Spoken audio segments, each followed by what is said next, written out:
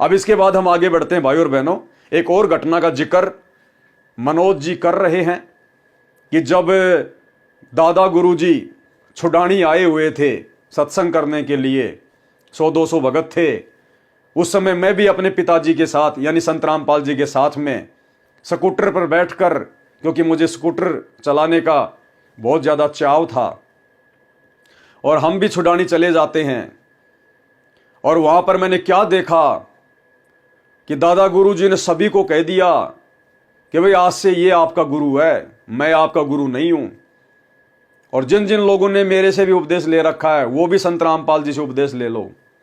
और उसके बाद में जब दादा गुरुजी ने कुछ लोगों को उपदेश दिलवाना था, देना था, तो सतगुरु रामपाल जी को बुलवाया आदर के साथ में। और जब सतगुरु रामपाल जी आए तो दादा गुरुजी ने संत रामपाल जी के सामने हाथ जोड़कर कहा कि जी आप इनको दीक्षा दीजिए। दादा गुरुदेव ने हाथ जोड़कर, किसके सामने हाथ जोड़े जाते हैं? एक गुरु कभी अपने शिष्य के सामने हाथ जोड़ेगा क्या? इस भाव से। तो दादा गुरुदेव ने संत रामपाल जी के आगे हाथ जोड़कर आदीनी से कहा जी आप इनको दीक्षा दीजिए, नामदान की दया बख्शिए। सुनिए आगे। घटनाक्रम जो अभी आपने 600 वर्ष पहले कबीर जी का बताया, वही घटनाक्रम इस समय आपने जो देखा, ये तो बहुत ही अद्भुत बात है। जो हमारे दर्शक हैं वो इस घटना को देखकर समझ सकते हैं कि ये तो बिल्कुल प्रत्यक्ष दृष्टा थे। अब ये इंटरव्यू लेने वाला भी भगत है और ये भी 2014 बरवाला कांड से पहले से जुड़ा हुआ है, और इंटरव्यू देने वाला भी भगत है। अब ये इंटरव्यू लेने वाला कह रहा है कि ये तो बड़ी अद्भुत बात है, बड़ी अद्भुत बात है। अरे भैया, यही अद्भुत बात पिछले 8 साल से हम लोगों ने हजारों वीडियो बना के बता दी है। तुम लोग सात संगति के वीडियो देखते नहीं तो तुम्हारे को अद्भुत ही लगेगी, जबकि हम सत्सेवकों के लिए तो ये बात बहुत ही कॉमन हो चुकी है, बहुत कॉमन। इसलिए भाई और बहनों, दास बार बार कहता है कि जिस समय सतलोक आश्रमों से जुड़ी हुई संगत की आंखें खुलेंगी और जब ये सात संगति के वीडियो देखना शुरू करेंगे, उसके बाद भी संत रामपाल जी को पूर्णतया हृदय से परमात्मा मानने के लिए कम से कम इनको 5 साल तक सात संगति के वीडियो देखने पड़ेंगे, 5 साल तक।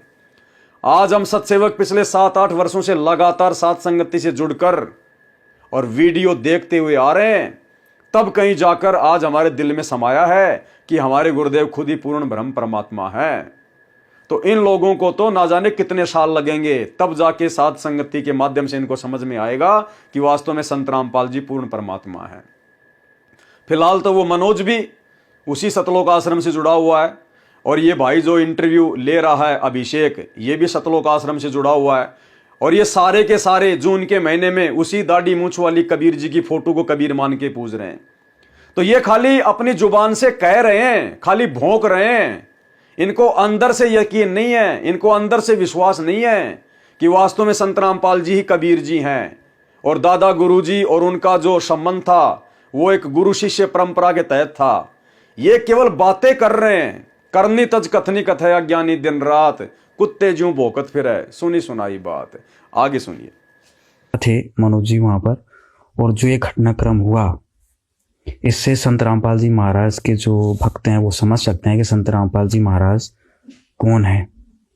ये तो सर बहुत ही अद्भुत आपने घटना बताई है। इसके साथ सर कोई और याद जुड़ी हो? उसके बाद मैं बताना चाहूंगा एक और अद्भुत जो घटना घटी है मेरी आंखों के सामने, वो भी बताना चाहूंगा आपको जी। मैंने क्या देखा, एक बार स्वामी रामदेवानंद जी महाराज जी बैठे हुए और सैकड़ों की संख्या में श्रद्धालु बैठे हुए। दादा गुरुदेव जी ने संत रामपाल जी महाराज जी को बुलाया। अच्छा। बुलाने के बाद उनको अपने पास बैठाया। अपने पास बैठा के स्वामी रामदेवानंद जी महाराज जी बोले, जितने भी श्रद्धालु वहां बैठे हुए थे, आज के बाद संत रामपाल जी महाराज जी नाम दीक्षा देंगे सभी को। अच्छा जी, मैं नाम दीक्षा नहीं दूंगा आज के बाद, संत रामपाल जी महाराज जी नाम दीक्षा देंगे, और आगे जो भी नाम दीक्षा लेगा वो संत रामपाल जी महाराज जी से नाम दीक्षा ले। अच्छा। स्वामी रामदेवानंद जी महाराज जितने भी श्रद्धालु वहां पर बैठे हुए थे उनके सामने बोला, आज के बाद मैं तुम्हारा गुरु नहीं हूं, आज के बाद आपके गुरु संत रामपाल जी महाराज हैं। आज के बाद यही आप सभी को नाम दीक्षा देंगे। और तो और सबसे विचित्र बात, जिन्होंने मेरे से भी नाम दीक्षा ले रखी है, हाँ। वो दोबारा संत रामपाल जी महाराज जी से नाम दीक्षा ले। अच्छा। ये चीज मैंने अपनी आंखों से देखी, कानों से सुनी। अच्छा। और वहां पर सैकड़ों की संख्या में भगत बैठे थे, उन्होंने भी सुनी। इतना कहकर स्वामी रामदेवानंद जी महाराज जी ने संत रामपाल जी महाराज जी की तरफ देखा और बोले, संत रामपाल जी, आप जी के बराबर इस पृथ्वी पर कोई संत नहीं होगा। और ये चीज एक बार नहीं कही स्वामी रामदेवानंद जी, दादा गुरुदेव जी ने ये कम से कम सैकड़ों बार बोला है। अच्छा। ये चीजें जहां भी जैसे छुडानी धाम में भी बोला। हाँ। छुडानी धाम में तो क्या था, नाम दीक्षा लेने के लिए आए श्रद्धालु, दादा गुरुदेव जी बैठे हुए थे। तो गुरुदेव जी बैठे थे, तो गुरुदेव जी ने बोला, जो सेवक थे, संत रामपाल जी को बुला के लाओ।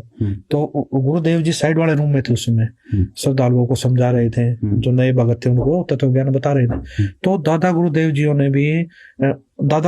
ने बुलाया संत रामपाल जी, और बुला लिया था कि सेवक गए, वो बोले जी दादा गुरुदेव जी बुला रहे हैं, गुरुदेव जी बुला रहे हैं। जब गुरु जी आए तो स्वामी जी ने हाथ जोड़ के बोला, आप इनको नाम दीक्षा दीजिए। जब गुरु जी आए तो स्वामी जी ने हाथ जोड़ के बोला, आप इनको नाम दीक्षा दीजिए। जब गुरु जी आए तो स्वामी जी ने हाथ जोड़ के बोला, आप इनको नाम दीक्षा दीजिए। जब गुरु जी आए तो स्वामी जी ने हाथ जोड़ के बोला, आप इनको नाम दीक्षा दीजिए। अच्छा जी, आप इनको नाम उपदेश दीजिए। तो ये चीज मैंने अपनी आंखों से देखी है। एक बार नहीं, सैकड़ों बार ये दादा गुरुदेव जी ने बोला है। फिर मेरे जीवन में एक ऐसी घटना घटी कि जो मैंने अपनी आंखों से देखी है। तो भाई और बहनों, दो घटनाएं आप जियों ने संत रामपाल जी के कलयुगी बेटे मनोज जी के मुख से सुन ली हैं। ये उन घटनाओं के प्रत्यक्ष दृष्टा हैं। और दास जैसा आप जियों को बार बार कहता है वीडियो में कि भाई और बहनों, सेम टू सेम वर्तमान में 650 साल पहले वाली ही घटनाएं घट रही हैं, समस्त लीलाएं चल रही हैं। अगर समय रहते ये बातें समझ में आ गई तो ठीक है, अन्यथा फिर से हम मौका चूक जाएंगे। जिस प्रकार 650 साल पहले गुरु को ही परमात्मा ना मानकर हम पूर्ण मोक्ष से वंचित रह गए, तो आज आप भाई बहनों को यह दृढ़ विश्वास दिलाने के लिए कि सतगुरु रामपाल जी खुद ही परम ब्रह्म परमात्मा है, कबीर परमेश्वर हैं, और एक मुंह बोला गुरु बनाकर उन्होंने अपने भक्ति मार्ग को शुरू किया है। अन्यथा वे जगत गुरु हैं, और जगत गुरु को आगे ज्ञान देने के लिए किसी अन्य को गुरु धारण करके ज्ञान प्राप्त करने की आवश्यकता नहीं है। उम्मीद करूंगा आप जी को पूर्ण विश्वास हो चुका होगा, शक और संदेह की कोई गुंजाइश नहीं रही होगी।